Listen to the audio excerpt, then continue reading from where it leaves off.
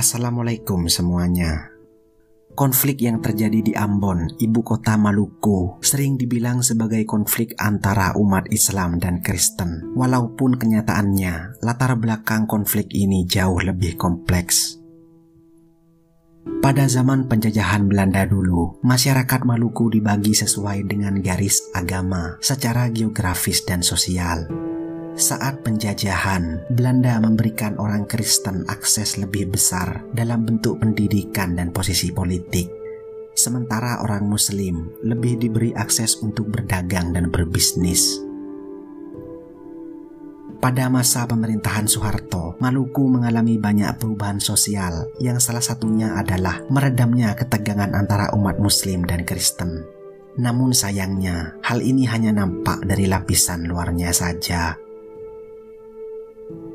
Adanya kebijakan transmigrasi dari pemerintah pada tahun 1950 dari Bugis, Buton, dan Makassar ke Maluku membuat pertumbuhan Muslim di Maluku semakin bertambah.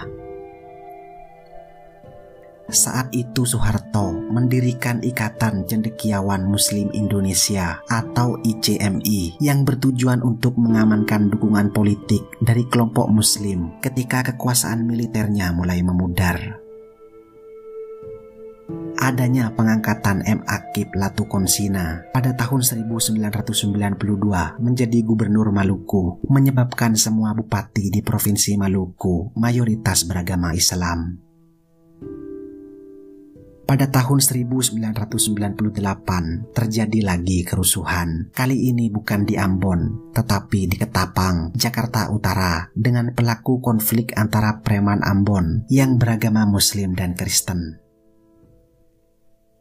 Setelah adanya kerusuhan tersebut, TNI Angkatan Laut Indonesia mengirim hampir 200 preman Ambon untuk kembali ke Maluku, dan preman-preman tersebut akhirnya juga memicu adanya provokasi dalam kerusuhan Ambon.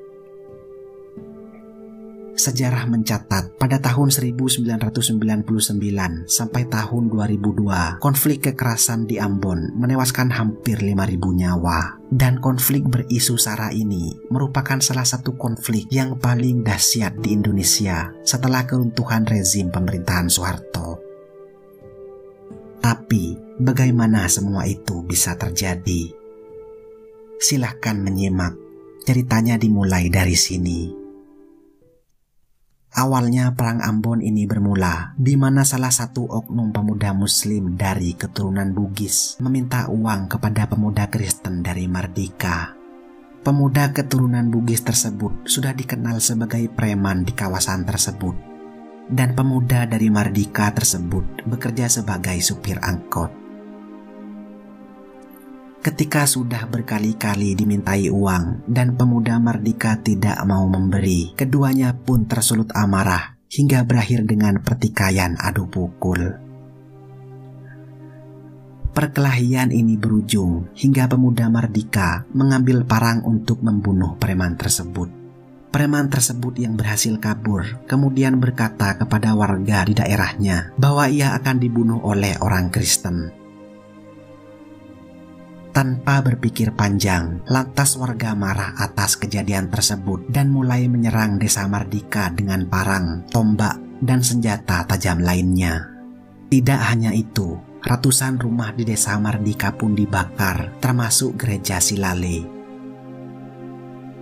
Atas terbakarnya gereja Silale, warga dari kampung-kampung sekitar Mardika marah dan ikut menyerang kembali warga Muslim. Akibat dari konflik ini, banyak warga terluka, ratusan rumah rusak, fasilitas umum, hingga tempat ibadah pun juga hancur. Konflik ini merambat dari daerah pelosok sampai ke beberapa daerah perkotaan, dan hingga pada akhirnya kota Ambon menjadi porak-poranda. Hal ini menyebabkan perpecahan antara daerah kawasan Muslim dengan kawasan Kristen di sana. Pada Juli 1999, suasana di Ambon sudah mulai tenang dan membaik. Tetapi hal ini tidak bertahan lama karena pada saat itu bertepatan dengan diadakannya pemilu di daerah Poka dan di daerah Ambon lainnya. Masyarakat juga semakin waspada akan situasi dan akhirnya menyiapkan senjata untuk melindungi diri seperti parang dan senjata tradisional lainnya. Konflik kemudian bermula lagi di Pulau Seram dan Pulau Buru, di mana pada saat itu warga telah sigap dan siaga. Setelah kunjungan presiden dan wakil presiden ke Ambon, kerusuhan memuncak dan memanas di beberapa wilayah di Ambon. Konflik ini berakhir dengan hilangnya banyak nyawa dan ratusan orang yang terluka. Hingga Januari tahun 2000, kerugian atas kerusuhan ini bahkan tidak terhitung lagi. Ketika kondisi di kota Ambon mereda dan telah dilakukan rekonsiliasi di berbagai tempat, tetapi konflik bukannya mereda, melainkan muncul gerakan-gerakan jihad yang berpusat di Yogyakarta, Jakarta, dan Bogor. Hal ini meresahkan masyarakat Ambon sendiri, terutama kaum non-muslim. Isu-isu tentang ancaman jihad mulai bermunculan dan penolakan kedatangan jihad juga muncul dari masyarakat muslim di Ambon. Penolakan tersebut memanaskan kembali keadaan Ambon yang sempat mereda. Konflik pun terpicu kembali setelah wakil presiden berkunjung ke Ambon dalam acara SBJ.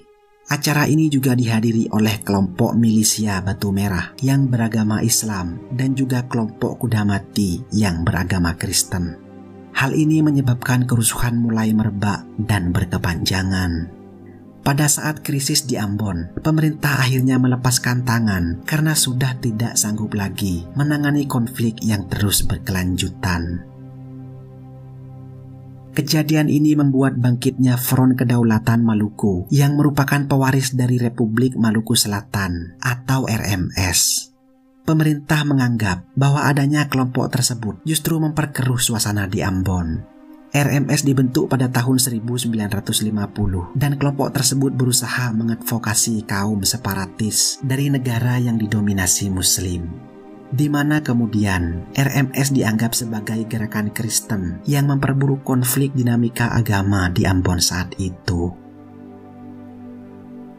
Yang lebih miris lagi, konflik yang terjadi karena kesalahpahaman ini kemudian dimanfaatkan oleh oknum-oknum tidak bertanggung jawab hanya demi kepentingan kelompok tertentu. Isu SARA ini berperan sebagai pemicu untuk mengadu dombakan dua kelompok besar dan menciptakan kerusuhan yang berlangsung lama. Setelah konflik yang berlangsung kian lama, akhirnya kerusuhan Ambon mereda dengan sendirinya. Perdamaian konflik Ambon ditandai dengan penyerahan sejumlah senjata api dan bom rakitan antar dua desa pada tahun 2016. Penyerahan senjata-senjata tersebut menjadi peristiwa bersejarah dan menjadi akhir dari pertikaian berdarah di Ambon. Keadaan setelah konflik berakhir, tragedi berdarah Ambon menyisakan catatan-catatan sebagai berikut. Yang pertama, masih adanya provokator. Provokasi masih ada di sekitar Ambon yang sulit ditelusuri siapa pemicunya. Tetapi warga Ambon telah belajar dari pengalaman dan tidak ingin adanya pertumpahan darah lagi.